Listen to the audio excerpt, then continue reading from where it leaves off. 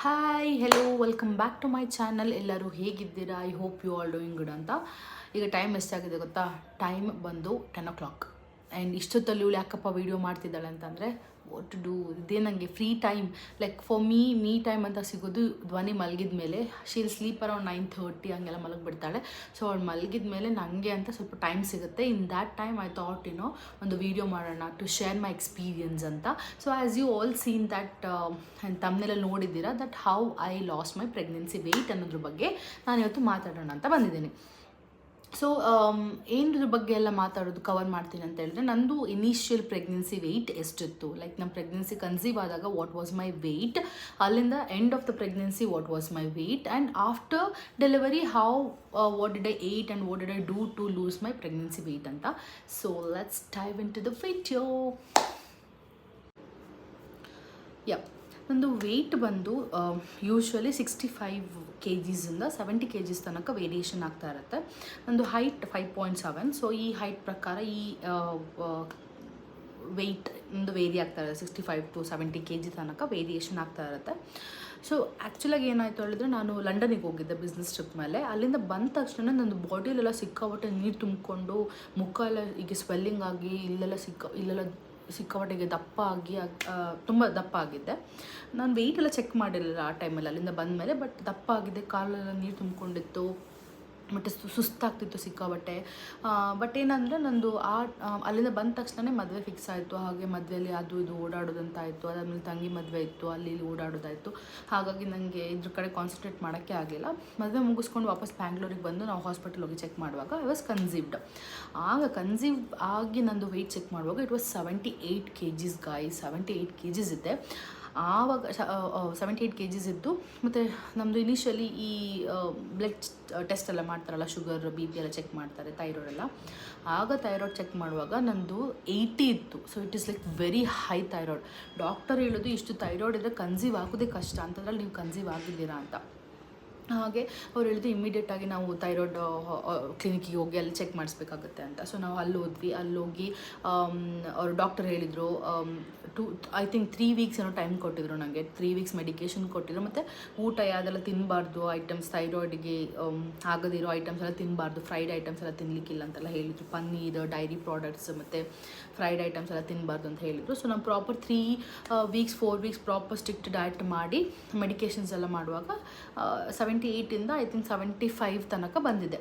I think ಆವಾಗ ನನಗೆ 2 months ಆಗಿತ್ತು ಕನ್ಸೀವ್. 2-3 monthsಲ್ಲಿದ್ದೆ ಅನಿಸುತ್ತೆ. ಸೊ ಥೈರಾಯ್ಡ್ ಕಮ್ಮಿ ಆಗಿ ನಂದು ವೆಯ್ಟ್ ಲಾಸ್ ಆಯಿತು. ಆ್ಯಂಡ್ ಥ್ರೂ ಔಟ್ ಪ್ರೆಗ್ನೆನ್ಸಿ ನನಗೆ ಥೈರಾಯ್ಡ್ ಇತ್ತು. ಲೈಕ್ 25, 30, 18, 25, 30 ಹೀಗೆ ಈ ರೇಂಜಲ್ಲೇ ಇತ್ತು. ಲೈಕ್ ನಾರ್ಮಲ್ ಥೈರಾಯ್ಡ್ ರೇಂಜಲ್ಲಿ ಏನಿರಲಿಲ್ಲ, ಜಾಸ್ತಿನೇ ಇತ್ತು, ಬಟ್ ಹೆವಿ ಆಗಿರಲಿಲ್ಲ. ಬಟ್ ಥೈರಾಯ್ಡ್ ನನಗೆ ಫುಲ್ ಪ್ರೆಗ್ನೆನ್ಸಿಲಿತ್ತು. ಹಾಗಾಗಿ ನಾನು ಪ್ರೆಗ್ನೆನ್ಸಿಯಲ್ಲಿ ಸಮೇತ ಎಕ್ಸೆಸಿವ್ ಆಗಿ ಆಯಿಲಿ ಫುಡ್ ಎಲ್ಲ ತಿಂತಿರಲಿಲ್ಲ, ಜಂಕ್ ಎಲ್ಲ ತಿಂತಿರಲಿಲ್ಲ. ಹಾಗೆ ಲೈಕ್ ಮೋಸ್ಟ್ಲಿ ನಾನು ಈ ಕುಕ್ಕುಂಬರ್ ಎಲ್ಲ ತಿಂತಿದ್ದೆ, ಕ್ಯಾರೆಟ್ ತಿಂತಿದ್ದೆ, ಆ್ಯಂಡ್ ಕ್ಯಾರೆಟ್ ಜ್ಯೂಸ್ ಕುಡಿತಿದ್ದೆ. ಮತ್ತು ವೆಜಿಟೇಬಲ್ಸ್, ಫ್ರೂಟ್ಸ್ ಇದೆಲ್ಲ ಫ್ರೂಟ್ಸ್ ಸಿಕ್ಕಾಪಟ್ಟೆ ತಿಂತಿದ್ದೆ. ಲೈಕ್ ಸ್ಟ್ರಾಬೆರಿ, ಬ್ಲೂಬೆರಿ, ಆ್ಯಪಲ್ ಜಾಸ್ತಿ ತಿಂತಿದ್ದೆ, ಆರೆಂಜ್ ತಿಂತಿದ್ದೆ.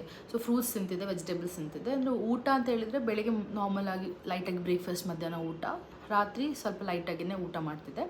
ರೈಸ್ ಕಮ್ಮಿ, ಫ್ರೈಡ್ ಐಟಮ್ಸ್ ಕಮ್ಮಿ, ಆಯಿಲಿ ಫುಡ್ ಕಮ್ಮಿ, ನಾರ್ಮಲ್ ಊಟ ಪ್ಲಸ್ ವೆಜಿಟೇಬಲ್ಸ್ ಪ್ಲಸ್ ಸಪ್ಲಿಮೆಂಟ್ಸ್ ಕೊಟ್ಟಿದ್ರಲ್ಲ ಡಾಕ್ಟರು, ಅದರಲ್ಲಿ ಕರೆಕ್ಟ್ ತಗೊಳ್ತಿದ್ದೆ. ಪ್ಲಸ್ ಫ್ರೂಟ್ಸ್ ಎಲ್ಲ ತಿಂತಿದ್ದೆ ಚೆನ್ನಾಗಿ.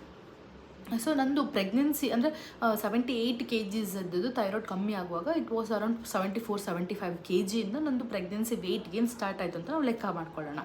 ಆವಾಗ ನಾನು ಆಲ್ಮೋಸ್ಟ್ 3rd month ಆಫ್ ಪ್ರೆಗ್ನೆನ್ಸಿಯಲ್ಲಿದ್ದೆ. ಸೊ 3rd month ಆಫ್ ಪ್ರೆಗ್ನೆನ್ಸಿಯಲ್ಲಿ ಐ ವಾಸ್ 75 ಇದ್ದೆ, 75 kg ಇದ್ದೆ.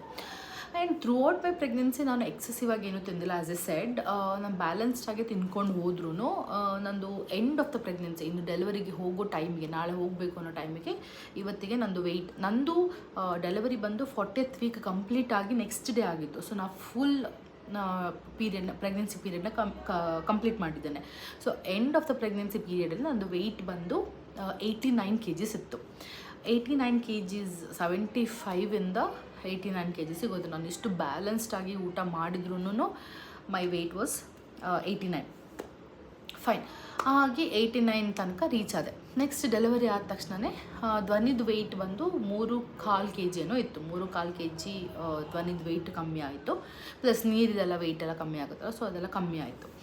ಆಮೇಲೆ ನಾನು ಊಟ ಎಲ್ಲ ಹೇಗೆ ಮಾಡ್ತಿದ್ದೆ, ಲೈಕ್ ಡೆಲಿವರಿ ಆದಮೇಲೆ what was my food intake ಅಂತ ಹೇಳಿದರೆ, ಯೂಶ್ವಲಿ ನಂದು ಡೆಲಿವರಿ ಆಗಿದೆ ಸೆಕ್ಷನ್. ಸೊ ಸೆಕ್ಷನ್ ಆಗುವಾಗ ಒಳಗಡೆ ಎಲ್ಲ ಹೀಲ್ ಆಗಬೇಕು ಅಂತೇಳಿ ಸ್ವಲ್ಪ ಬಿಸಿ ಬಿಸಿ ಕಾಫಿ ಮತ್ತು ಬಿಸಿ ನೀರೆಲ್ಲ ಕುಡಿಲಿಕ್ಕೆ ಹೇಳ್ತಾರೆ. ಸೊ ನನಗೆ ಕಾಫಿ ಅಂದರೆ ಸಿಕ್ಕಾಬಟ್ಟೆ ಇಷ್ಟ. ನೀವು ಎಷ್ಟು ಸರ್ತಿ ಕಾಫಿ ಕೊಟ್ಟರು ನಾನು ಕುಡಿತೀನಿ. ಸೊ ಡಾಕ್ಟರ್ ಅದೇನು ಹೇಳ್ತಾರಲ್ಲ, ರೋಗಿ ಬಯಸಿದ್ದು ಹಾಲು ಅನ್ನೋ, ವೈದ್ಯ ಹೇಳಿದ್ದು ಹಾಲು ಅನ್ನೋ ಸಿಚುವೇಷನಲ್ಲಿದ್ದೆ ನಾನು. ಸೊ ಕಾಫಿ ಇಷ್ಟ ಆದ ಕಾರಣ ನನಗೆ ಸಿಕ್ಕಾಪಟ್ಟೆ ಕಾಫಿ ಕುಡಿಯೋಕ್ಕೆ ಇಂಟ್ರೆಸ್ಟ್ ಇತ್ತು. ಬಟ್ ಸಮ್ಮರ್ ಸೀಸನ್ ಆದ ಕಾರಣ ಸಿಕ್ಕಾಪಟ್ಟೆ ಕುಡಿಯೋಕ್ಕೂ ಆಗ್ತಿರ್ಲಿಲ್ಲ. But I was drinking coffee, ಖುಷಿಯಾಗಿ ಕಾಫಿ ಕುಡಿತಾ ಇದ್ದೆ. ಪ್ರೆಗ್ನೆನ್ಸಿ ಟೈಮಲ್ಲಿ ನಾನು ಕಾಫಿ ಕುಡಿತಾ ಇರಲಿಲ್ಲ, ಕಾಫಿ ಟೀ ಏನಿಲ್ಲ, ಬರೀ ಹಸಿವಾಗುವಾಗ ಪ್ಲೇನ್ ಮಿಲ್ಕ್ ಮಾತ್ರ ಕುಡಿತಿದ್ದೆ. ಯಾವಾಗಾದರೂ ಸಿಕ್ಕಾಪಟ್ಟೆನು ಕುಡಿಲೇಬೇಕು ಅನ್ನುವಾಗ ಒಂದು ಚಿಕ್ಕ ಗ್ಲಾಸಲ್ಲಿ ಮಾತ್ರ ನಾನು ಕಾಫಿ ಕುಡಿತಿದ್ದೆ. ಸೊ ಡೆಲಿವರಿ ಆದಮೇಲೆ ದೊಡ್ಡ ಗ್ಲಾಸಲ್ಲಿ ಕಾಫಿ ಕುಡಿಲಿಕ್ಕೆ ಸ್ಟಾರ್ಟ್ ಮಾಡಿದೆ. And so how it is like, ಬೆಳಿಗ್ಗೆ ಎದ್ದ ತಕ್ಷಣ ನನಗೆ ರಾತ್ರಿ ಎಲ್ಲ ಫೀಡ್ ಮಾಡಿರ್ತಿದ್ದಲ್ಲ, ಸೊ ಹಾಗಾಗಿ ಬೆಳಿಗ್ಗೆ ಎದ್ದ ತಕ್ಷಣ ನನಗೆ ಹಸಿವಾಗಿರ್ತಿತ್ತು. ಆಗ ಒಂದು ಗ್ಲಾಸ್ ಆಫ್ ಕಾಫಿ, ಇನ್ನು ಸಿಕ್ಕಾಪಟ್ಟೆ ಹಸಿವಿದೆ ಅಂತ ಹೇಳಿದ್ರೆ 1 ಪೀಸ್ ಇಲ್ಲ 2 ಪೀಸ್ ಬ್ರೆಡ್ ತಿಂತಿದ್ದೆ. ಯೂಶ್ವಲಿ ನಂದು ಕಸಿನ್ಸ್ ಹಳೆ ಕಾಲದವರೆಲ್ಲ 1 ಪೌಂಡ್ ಗಟ್ಟಲೆ ಬ್ರೆಡ್ ತಿಂತಾರೆ. ಸೊ ಪ್ಲೀಸ್ ಅದು ಮಾಡೋಕ್ಕೆ ಹೋಗಬೇಡಿ, ಬಿಕಾಸ್ ಅದು ಮೈದಾ, ಬೆಳಿಗ್ಗೆ ಮೈದಾ ತಿನ್ನೋದಷ್ಟು ಒಳ್ಳೆಯದಲ್ಲ. ಕೆಲವ್ರಿಗೆ ಏನಂದರೆ ಬ್ರೆಡ್ ತಿನ್ನುವಾಗ ಮಿಲ್ಕ್ ಪ್ರೊಡಕ್ಷನ್ ಚೆನ್ನಾಗಾಗುತ್ತೆ ಅನ್ನೋ ಒಂದು ನಂಬಿಕೆ. I don't know how it is ಅಂತ. ಕೆಲವ್ರಿಗೆ ಆಗಿದೆ. ಈವನ್ ನನಗೆ sometimes I feel like bread ತಿನ್ನುವಾಗ ಪ್ರೊಡಕ್ಷನ್ ಜಾಸ್ತಿ ಆಗ್ತಿದೆ ಅಂತ ಫೀಲ್ ಆಗುತ್ತೆ. But I don't know how it is ಅಂತ. ಹಾಗೆ ನಾನು ಮ್ಯಾಕ್ಸಿಮಮ್ ಅಂದರೆ 1 ಪೀಸ್ ಇಲ್ಲ 2 ಪೀಸ್ ಅಷ್ಟೇ ತಿಂತಿದ್ದು, ಅದಕ್ಕಿಂತ ಏನು ಜಾಸ್ತಿ ತಿಂತಿರಲಿಲ್ಲ. ಸೊ ಬೆಳಗ್ಗೆ ಇದಾಗ್ತಿತ್ತು. ಇದಾಗಿ ಬ್ರೇಕ್ಫಾಸ್ಟಿಗೆ ಯೂಶ್ವಲಿ ಏನಂದರೆ ಈ ಸಬ್ಬಕ್ಸಿ ಸೊಪ್ಪು ತಿಂದರೆ ಹಾಲು ಚೆನ್ನಾಗಾಗುತ್ತೆ ಅಂಥೇಳಿ ನಮ್ಮ ಮನೇಲಿ ಅದನ್ನ ಜಾಸ್ತಿ ಯೂಸ್ ಮಾಡ್ತಿದ್ರು ನನಗೆ ಕೊಡಬೇಕಾದ್ರೆ ಬಾಣಂತಿ ಊಟದಲ್ಲಿ. ಹಾಗೆ ಬೆಳಿಗ್ಗೆ ಎದ್ದಾಗ ಈ ಕ್ಯಾರೆಟ್ ವೆಜಿಟೇಬಲ್ಸ್ ಎಲ್ಲ ಹಾಕಿ, ಸಬ್ಬಕ್ಸಿ ಸೊಪ್ಪೆಲ್ಲ ಹಾಕಿ ಒಂದು ಅಕ್ಕಿ ರೊಟ್ಟಿ ತಾಳಿಪಟ್ಟು ಥರ ಮಾಡ್ತಿದ್ರು. ಸೊ ಅದನ್ನು 1 ಇಲ್ಲ 1.5 ಮ್ಯಾಕ್ಸಿಮಮ್ ಇಷ್ಟು ತಿಂತಿದ್ದು. ಅದು ಬ್ರೇಕ್ಫಾಸ್ಟಿಗೆ ಆಗ್ತಿತ್ತು. ಅದು ಅಕ್ಕಿ ರೊಟ್ಟಿ ಇಲ್ಲ ತಾಳಿಪಟ್ಟು ಇಲ್ಲಾಂದರೆ ಉಪ್ಪಿಟ್ಟು ಮಾಡ್ತಿದ್ರು. ಸೊ ಈವನ್ ಉಪ್ಪಿಟ್ಟಲ್ಲೂ ಅಷ್ಟೇ ಸಬ್ಬಕ್ಸಿ ಸೊಪ್ಪು ಹಾಕಿ ಮಾಡಿಕೊಡ್ತಿದ್ರು. ಯೂಶ್ವಲಿ ಅಕ್ಕ ಇಲ್ಲಾಂದರೆ ಮಮ್ಮಿ ನಂದು ಅಡುಗೆ ಎಲ್ಲ ಮಾಡಿಕೊಡ್ತಾ ಇದ್ದಿದ್ದು. ಹಾಗೆ ಬೆಳಿಗ್ಗೆ ಬ್ರೇಕ್ಫಾಸ್ಟ್ ಇದಿರ್ತಿತ್ತು. ಬೆಳಿಗ್ಗೆ ದಿವಸ ಲೈಟಾಗಿ ಇನ್ನು ಮ್ಯಾಕ್ಸಿಮಮ್ ಒಂದು ಇಷ್ಟು ಬೌಲಷ್ಟು ಉಪ್ಪಿಟ್ಟು ತಿಂತಿದ್ದೆ. ಮತ್ತು 1.5 ರೊಟ್ಟಿ ಇಲ್ಲಾಂದರೆ ತಾಳಿಪಟ್ಟು ಹೀಗೆ ತಿಂತಿದ್ದೆ. So that's my breakfast. And then breakfast ಆದಮೇಲೆ ಮತ್ತೆ ನಾನು ಮಧ್ಯೆ ಸ್ನ್ಯಾಕ್ಸ್ ಅದು ಇದು ಏನೂ ತಿಂತಿರಲಿಲ್ಲ. ಸ್ಟ್ರೈಟ್ ಬ್ರೇಕ್ಫಾಸ್ಟ್, ಅದಾದಮೇಲೆ ಮತ್ತೆ ಮಧ್ಯಾಹ್ನ ಊಟಕ್ಕೆ ಬಿಸಿ ಬಿಸಿ ರೈಸ್. ಸೊ ಬಾಣಂತನದಲ್ಲಿ ಎಲ್ಲ ಬಿಸಿ ಬಿಸಿ ತಿನ್ನಬೇಕಲ್ಲ, ಸೊ ಬಿಸಿ ಬಿಸಿ ರೈಸ್, ಈ ಪೆಪ್ಪರ್ ಹಾಕಿ ರಸಮ್, ಸ್ವಲ್ಪ ಜಾಸ್ತಿ ಪೆಪ್ಪರ್ ಹಾಕಿ ರಸಮ್ ಮತ್ತು ಬೆಳ್ಳುಳ್ಳಿ ಹಾಕಿ ರಸಮ್, ಆ ಥರ ತಿಳಿಸಾರು ಥರ ಮಾಡ್ತಿದ್ರು. ಅದು ಇನಿಷಿಯಲ್ ಡೇಸಲ್ಲಿ ಅಂದರೆ ಫಸ್ಟ್ ಸೆಕೆಂಡ್ ಮಂತ್ ಬಾಣಂತನದಲ್ಲಿ ಸ್ವಲ್ಪ ಈ ಥರ ತೆಳು ರಸಮ್ ಟೈಪಲ್ಲಿ ರೈಸ್ ತಿಂತಾ ಇದ್ದಿದ್ದು. ಮತ್ತೆ ನಾರ್ಮಲ್ ಕರಿ ತಿನ್ನಲಿಕ್ಕೆ ಸ್ಟಾರ್ಟ್ ಮಾಡಿದೆ. ಸೊ ಒಂದು ಬೌಲ್ ಆಫ್ ರೈಸಿಗೆ ಸ್ವಲ್ಪ ತುಪ್ಪ ಹಾಕ್ಕೊಂಡು, ಹೀಗೆ ರಸಮ್ ಏನಾದರೂ ಹಾಕ್ಕೊಂಡು ಪೆಪ್ಪರ್ ಮತ್ತು ಗಾರ್ಲಿಕ್ ಎಲ್ಲ ಜಾಸ್ತಿ ಹಾಕಿರೋ ರಸಮ್ ಜೊತೆಗೆ ಊಟ ಮಾಡ್ತಿದ್ದೆ. ಸೊ ಇದು ಮಧ್ಯಾಹ್ನ ಊಟ ಆಗ್ತಿತ್ತು. ಮತ್ತು ಸ್ಟ್ರೈಟ್ ಇನ್ನೇನು ತಿಂತಿರಲಿಲ್ಲ. ಸಂಜೆ 1 ಗ್ಲಾಸ್ ಕಾಫಿ ಕುಡಿತಿದ್ದೆ. ಮತ್ತು ರಾತ್ರಿ ನಂದು ಇದು ಆ್ಯಕ್ಚುಲಾಗಿ ನಾನು ಮಾಡಿದ ಕಾರಣ, ನನಗೆ ಹೊಟ್ಟೆ ಅನ್ನೋದು ನಿಮ್ಮ ಸೆಕ್ಷನ್ ಆದರೆ ಯೂಶ್ವಲಿ ಹೊಟ್ಟೆ ನಿಲ್ತದೆ. ಸೊ ನನಗೆ ಅಷ್ಟು ಹೊಟ್ಟೆ ನಿಂತಿಲ್ಲ, ಸ್ವಲ್ಪ ಲೈಟಾಗಿದ್ದೆ, ಬಟ್ ಸಿಕ್ಕಾಪಟ್ಟೆ ಏನು ನಿಂತಿಲ್ಲ. ನಾನು ಬೆಲ್ಟೆಲ್ಲ ಏನು ಕಟ್ಟಲಿಲ್ಲ. ಸೊ ನಾನು ಒಂದೇ ಮಾಡಿದ್ದು ಅಂದರೆ ನಂದು 3 ಮಂತ್ಸ್ ಕಂಟಿನ್ಯೂಸ್ 3 ಮಂತ್ಸ್ ನಾನು ಕುಡಿದಿದ್ದು ಗಂಜಿ ಮಾತ್ರ. ಹಾಲಿಗೆ ರವೆ ಹುರಿದಿಟ್ಕೊಂಡು, ರವೆ ಹಾಕ್ಕೊಂಡು, ಬೆಲ್ಲ ಹಾಕ್ಕೊಂಡು ಮತ್ತು ಏಲಕ್ಕಿ ಇದನ್ನು ಹಾಕಿ ಒಂದು ಗಂಜಿ ಮಾಡ್ತಿದ್ರು. ಸೊ ನಾನು ಕಂಟಿನ್ಯೂಸ್ 3 ಮಂತ್ಸ್ ರಾತ್ರಿ ಹೊತ್ತು ಈ ಗಂಜಿ ಕುಡಿದು ಮಾತ್ರ ಮಲಗ್ತಿದ್ದು, ಬೇರೆ ಏನೂ ತಿಂತಿರಲಿಲ್ಲ. ಹಾಗಾಗಿ ನನಗೆ ಬೆಳಗ್ಗೆ ಎದ್ದೇಳುವಾಗ ಸ್ವಲ್ಪ ಹಸಿವಾಗ್ತಿತ್ತು. ಸೊ ಎದ್ದ ತಕ್ಷಣ 1 ಲೋಟ ಕಾಫಿ ಕುಡಿತಿದ್ದೆ. ಸೊ ಈ ಬೆಳಗ್ಗೆ ಎದ್ದ ತಕ್ಷಣ ಕುಡಿಯೋ ಕಾಫಿ ಏನಿದೆ ಇದು 1 ಮಂತ್, ಫಸ್ಟ್ 1 ಮಂತ್ ಮಾತ್ರ ನಾನು ಮಾಡಿದ್ದು. ಮಂತ್ ಆದಮೇಲೆ ಬೆಳಗ್ಗೆ ಹೊತ್ತು ನನಗೆ ಡ್ರೈ ಫ್ರೂಟ್ಸ್ ಕೊಡೋಕ್ಕೆ ಸ್ಟಾರ್ಟ್ ಮಾಡಿದರು. ಸೊ ಡ್ರೈ ಫ್ರೂಟ್ಸಿಗೆ ತುಪ್ಪ ಹಾಕಿ ಕೊಡ್ತಾಯಿದ್ರು ಖಾಲಿ ಹೊಟ್ಟೆಯಲ್ಲಿ. ಮತ್ತು ಕೊಬ್ಬರಿ ಎಲ್ಲ ಹಾಕ್ತಿದ್ರು ಡ್ರೈ ಫ್ರೂಟ್ಸಿಗೆ, ಪೌಡರ್ ಮಾಡಿದ್ದಕ್ಕೆ ಕೊಬ್ಬರಿ ಎಲ್ಲ ಹಾಕಿರ್ತಿದ್ರು. ಮತ್ತು ತುಪ್ಪ ಮನೇಲಿ ಮಾಡಿದಂಥ ಡ್ರೈ ಫ್ರೂಟ್ಸು. ಸೊ ಬೆಳಿಗ್ಗೆ ಎದ್ದ ತಕ್ಷಣ ಈ ಡ್ರೈ ಫ್ರೂಟ್ಸ್ ಪೌಡರ್ ತುಪ್ಪ ತಿಂತಿದ್ದೆ. ಅದಾದಮೇಲೆ ಕಾಫಿ, ಅದಾದಮೇಲೆ ಬ್ರೇಕ್ಫಾಸ್ಟ್, ಮತ್ತು ಸ್ಟ್ರೈಟ್ ಲಂಚ್, ಮತ್ತು ಸ್ಟ್ರೈಟ್ 1 ಗ್ಲಾಸ್ ಕಾಫಿ ಸಂಜೆ, ಮತ್ತು ಸ್ಟ್ರೈಟ್ ಗಂಜಿ. ಸೊ 3 ಮಂತ್ಸ್ ಇದೇ ಆಗಿತ್ತು ನಂದು ರೂಟೀನ. ಆ್ಯಂಡ್ ಜಂಕ್ ಫುಡ್ ಏನೂ ತಿಂತಿರಲಿಲ್ಲ, non veg ತಿಂತಿರಲಿಲ್ಲ, bakery items ತಿಂತಿರಲಿಲ್ಲ, chips ಏನೂ ತಿಂತಿಲ್ಲ. ಇಷ್ಟು ಮಾತ್ರ ನಂದು ಊಟ ಆಗ್ತಿತ್ತು. ಇನ್ ಕೇಸ್ ಮಧ್ಯಾಹ್ನ ಸ್ವಲ್ಪ ತರಕಾರಿ ಎಲ್ಲ ತಿಂತಿದ್ದೆ, ಅಷ್ಟು ಬಿಟ್ಟರೆ ಇನ್ನೇನು ನಾನು ಅದ್ರ ಮಧ್ಯೆ ಏನೂ ತಿಂತಾ ಇರಲಿಲ್ಲ. ಇಷ್ಟು ಮಾತ್ರ ಸ್ಟ್ರೈಟ್ ಊಟ ಮಾಡ್ತಿದ್ದು. ಸೊ ನಂದು ಆಲ್ಮೋಸ್ಟ್ ಡೆಲಿವರಿ ಆಗಿ 1 ಮಂತಿಗೆನೇ ನಾನು ಫಸ್ಟ್ 5 kgs ಎಲ್ಲ ಹೋಗ್ಬಿಡ್ತು. ಪಾಪದ ವೆಯ್ಟ್ ಮತ್ತು ನೀರು ಇದ್ದದೆಲ್ಲ ಹೋಗಿ ಫಸ್ಟಿಗೆ ಒಂದು 5 kgs ಕಮ್ಮಿ ಆಗೋಗ್ಬಿಟ್ಟೆ. ಆಮೇಲೆ ಈ ಎಕ್ಸ್ಟ್ರಾ ಏನು ತಿಂತಾ ಇರಲಿಲ್ಲ, ಮತ್ತು ಫೀಡ್ ಮಾಡ್ತಿದ್ದ ಕಾರಣ ಮತ್ತು ಈ ಡಯಟ್ ಮಾಡ್ತಿದ್ದ ಕಾರಣ, ಇಷ್ಟು ಊಟ ತಿಂತಿದ್ದ ಕಾರಣ ನಂದು ಫಸ್ಟ್ 3 ಮಂತ್ಸಲ್ಲೇ ನಾನು 73 kgs ತನಕ ಬಂದುಬಿಟ್ಟೆ. ನಾನೇನು ಎಕ್ಸ್ಟರ್ನಲ್ ಎಕ್ಸಸೈಸ್ ಏನು ಮಾಡದೆ ಇಷ್ಟು ಊಟ ಮಾತ್ರ ಮಾಡಿಕೊಂಡು ಕಮ್ಮಿ ಆದೆ. ಪ್ಲಸ್ ಏನಂದರೆ ಯೂಶ್ವಲಿ ಏನು ಹೇಳ್ತಾರೆ ಅಂದರೆ ಬಾಣಂತಿಯವರು ಫುಲ್ ರೆಸ್ಟ್ ಮಾಡಬೇಕು, ಫುಲ್ ಮಲಗಿರ್ಬೇಕು ಯಾವಾಗಲೂ ಅಂತೆಲ್ಲ ಇರುತ್ತೆ. ನನ್ನ ಕೇಸಲ್ಲಿ ಅದು ಇಲ್ಲವೇ ಇಲ್ಲ. ನಾನು ಡೆಲಿವರಿ ಆಗಿ ನೆಕ್ಸ್ಟ್ ಡೇಯಿಂದನೂ ನಿದ್ದೆನೇ ಮಾಡ್ತಿರ್ಲಿಲ್ಲ, ಮಲಗ್ತಿರಲಿಲ್ಲ. ನಮ್ಮ ಮಮ್ಮಿ ಯಾವಾಗಲೂ ಬೈತಿದ್ರು, ಮಲ್ಕೋ ರೆಸ್ಟ್ ತಗೋ ಅಂತ ಬೈದಾಗ ಅವ್ರಿಗೆ ಹೆದರಿ ಸ್ವಲ್ಪ ಹೊತ್ತು ಹಿಂಗೆ ಹೋಗಿ ಮಲಗ್ತಿದ್ದೆ. ಬಿಟ್ಟರೆ ಆ್ಯಕ್ಟಿವ್ ಆಗಿದ್ದೆ, ನಾನು ಸಿಕ್ಕಾಪಟ್ಟೆ ಆ್ಯಕ್ಟಿವ್ ಆಗಿದ್ದೆ. ಮಮ್ಮಿ ಪಾಪುಗೆ ಸ್ನಾನ ಮಾಡಿಸಿ ಕೊಟ್ಟರೆ, ಎಣ್ಣೆ ಹಚ್ಚಿ ಸ್ನಾನ ಮಾಡಿಸಿ ಕೊಡ್ತಿದ್ರು. ಸ್ನಾನ ಮಾಡಿಸಿದ್ಮೇಲೆ ಅವಳು ಪಾಪುಗೆ ಹೊರಿಸೋದಾಗಿರಲಿ, ಬಟ್ಟೆ ಆಗಿರಲಿ, ಮತ್ತು ಪೌಡರೆಲ್ಲ ಹಾಕೋದಾಗಿರಲಿ, ಪ್ರತಿಯೊಂದು ನಾನೇ ಮಾಡ್ತಿದ್ದೆ. ಅವಳ ನಿದ್ದೆ ಮಾಡಿಸೋದ್ರಿಂದ ಹಿಡಿದು ತೂಗೋದ್ರಿಂದ ಎಲ್ಲ ನಾನೇ ಮಾಡ್ತಿದ್ದೆ. ಮತ್ತು ಕೆಲವು ಸರ್ತಿ ಮಮ್ಮಿ ಬಿಸಿ ಇದ್ದಾಗ ಪಾಪುದು ಬಟ್ಟೆಗಳಿರುತ್ತೆ, ಟಾಯ್ಲೆಟ್ ಮಾಡಿದ ಬಟ್ಟೆಗಳು, ಅದು ಸಹ ನಾನು ವಾಶ್ ಮಾಡ್ತಿದ್ದೆ. ಸೊ ಏನಂದರೆ ಐ ವಾಸ್ ಲೈಕ್ ಆ್ಯಕ್ಟಿವ್. ನಾನು ಆ್ಯಕ್ಟಿವ್ ಆಗಿದ್ದೆ. ನಾನೀಗ ಈ ಬಾಣಂತಿರು ನೋಡ್ತೀವಲ್ಲ ನಾವು ಹಳೆ ಕಾಲದಲ್ಲಿ, ಈಗ ಮೊಫ್ಲರೆಲ್ಲ ಕಟ್ಕೊಂಡು ಈ ಕಾಟನೆಲ್ಲ ಇಟ್ಕೊಂಡು ಒಂದು ಕಡೆ ಕುತ್ಕೊತಾರೆ, ನಡೆಯೋದಿಲ್ಲ. ನನ್ನ ಕೇಸಲ್ಲಿ ಅದು ಇಲ್ಲವೇ ಇರಲಿಲ್ಲ. ನಾನು ಸ್ಟೆಪ್ಸ್ ಎಲ್ಲ ಹತ್ತಿದ್ದೆ, ಆರಾಮಾಗಿ ಓಡಾಡ್ಕೊಂಡಿದ್ದೆ, ಚಿಕ್ಕ ಪುಟ್ಟ ಕೆಲಸಗಳನ್ನು ಮಾಡ್ಕೊತಿದ್ದೆ.